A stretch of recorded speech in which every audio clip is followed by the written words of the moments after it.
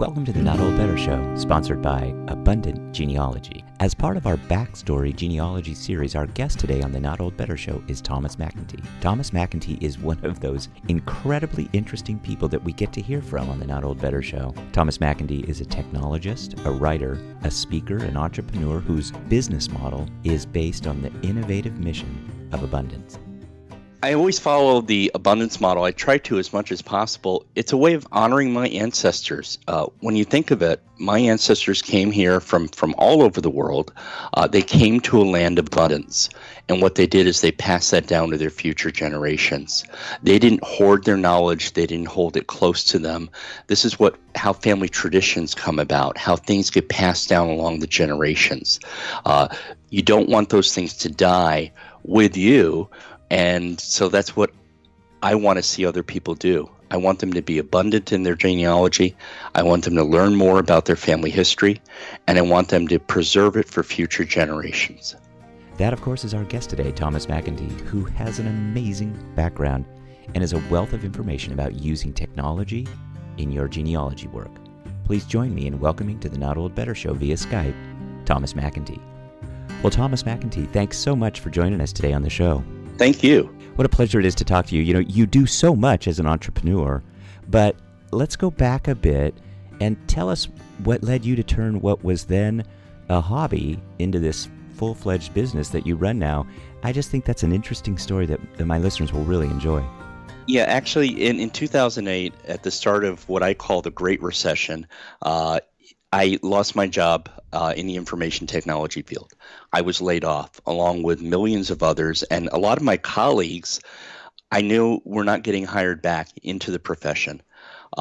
So I had worked for global law firms all over the world. It was a 24-hour-a-day on-call position. I loved it. I was doing project management. And then I had the rug pulled out from under me. I really had never been unemployed in 30 years like that. And I was struggling to get back into the working field. And I just had a revelation one day that why couldn't I take this hobby of genealogy and family history, which I started pursuing in 1977 when I was 14 years old.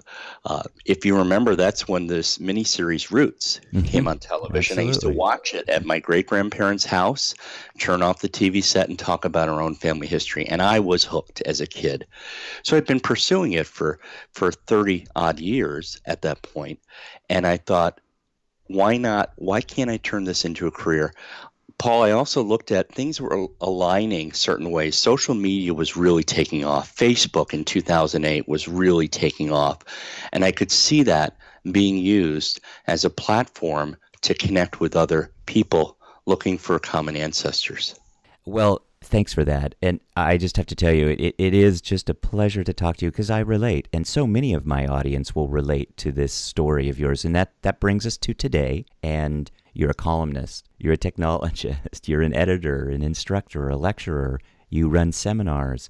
Of course, you're an author, writer, you have this great website, High Definition Genealogy, and you're a member of the Association of Professional Genealogists. What's the overall strategy of the business model, and which pursuit do you really love the most? Which is your favorite? Well, I think it's important, especially in today's what I call a gig economy, is to be able to pivot and to adjust. And that's what our ancestors did when they arrived here. They had to make adjustments. Yes, they brought their customs and their traditions, but I mean, that's part of what being American is those things have morphed into things that can survive today. So I knew that I had to diversify like a financial portfolio.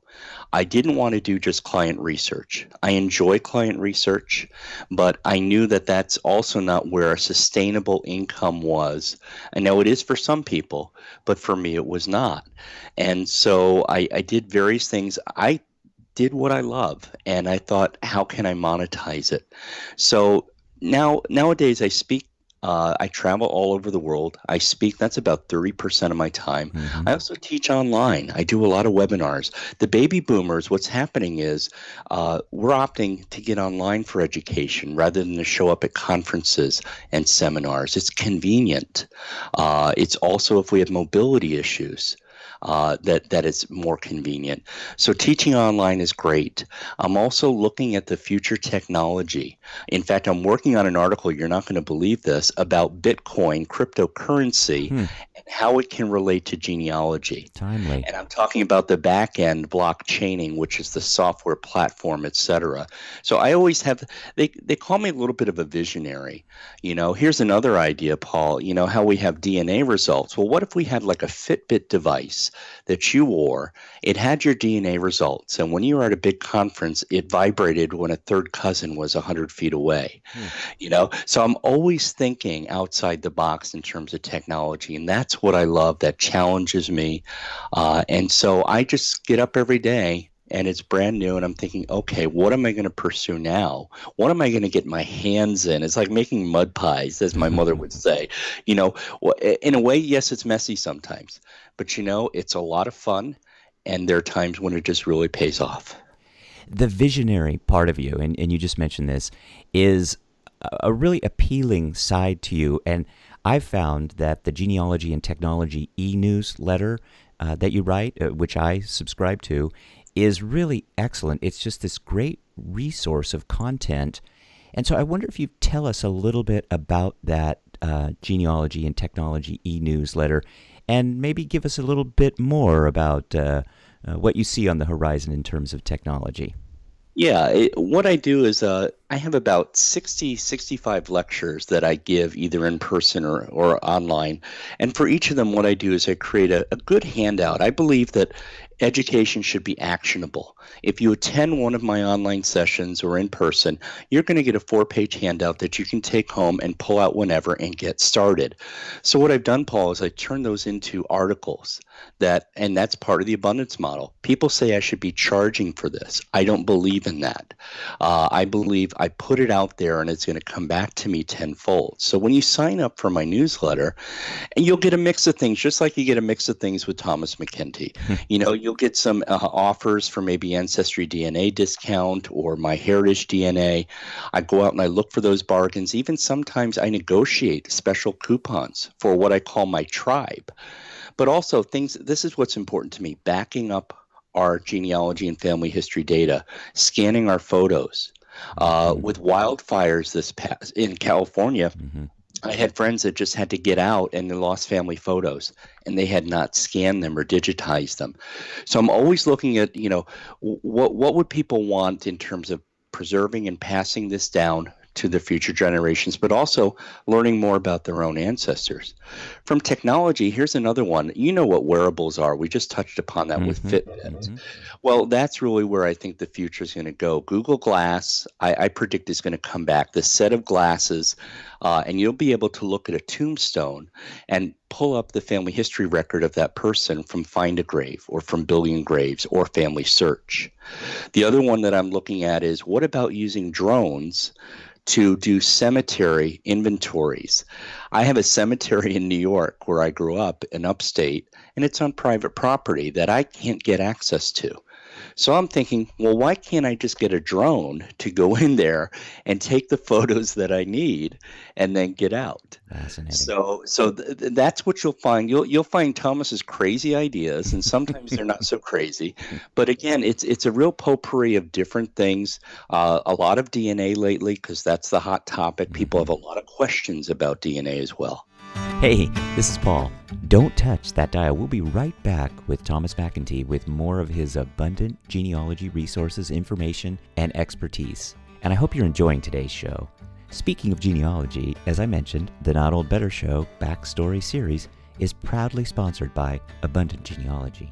All the Not Old Better Show audience know what a genealogy fan I am, but dear audience, you may not be familiar with Abundant Genealogy. With the enjoyment I get from working on genealogy and family history, I found Abundant Genealogy to have all the resources I need. Not only can you just plain save money on Abundant Genealogy with DNA bargains, technology resources, the latest in genealogy-related technology information, and books and articles, and so much more, but Abundant Genealogy is the ideal umbrella site. Abundant Genealogy is the site that brings together all the things you need to know and do in order to discover more about your family history. Plus, if you're like me, you can check out the 15 Habits of Highly Frugal Genealogists by Thomas MacEntee and save even more as you pursue the hunt for your roots. That's abundantgenealogy.com. Thanks.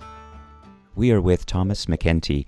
Thomas, of course, is a well-known genealogist, a technologist, speaker, a lecturer, does some excellent webinars. We've been talking a little bit about the technology side of what you do, Thomas.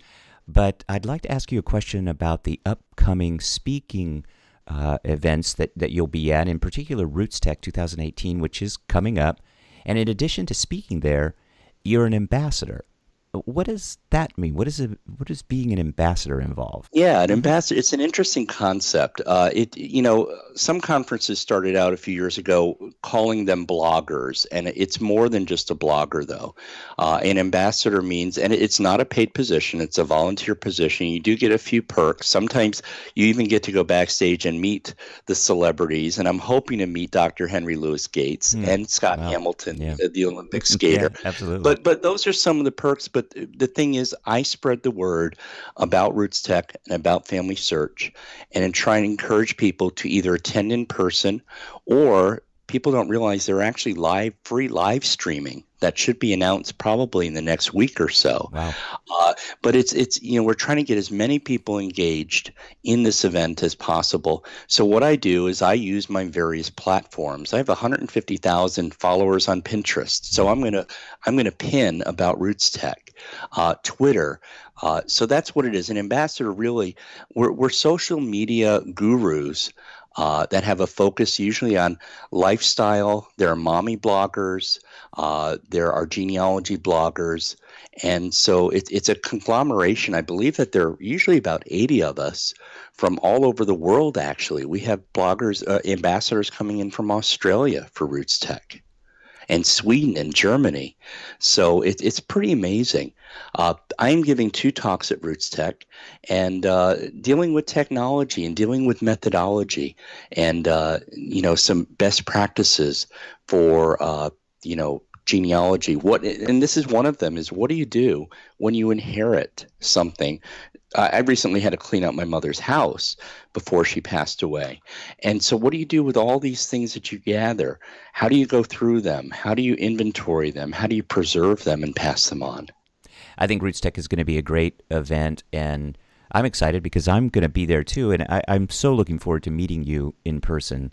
And, of course, we'll put links up to where you can find all of Thomas MacEntee's information, his Pinterest account, the Twitter account.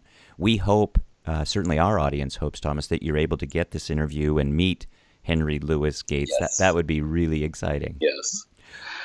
Well, I know you're really busy, Thomas, and we really appreciate your time. I just have one question, and this has to do with this really great phrase that I found associated with you about abundance. And I think that's just a really nice way of putting things today. And I've heard you talk a little bit about this. You also have a related phrase that you get back tenfold what you give freely to your profession and to your community.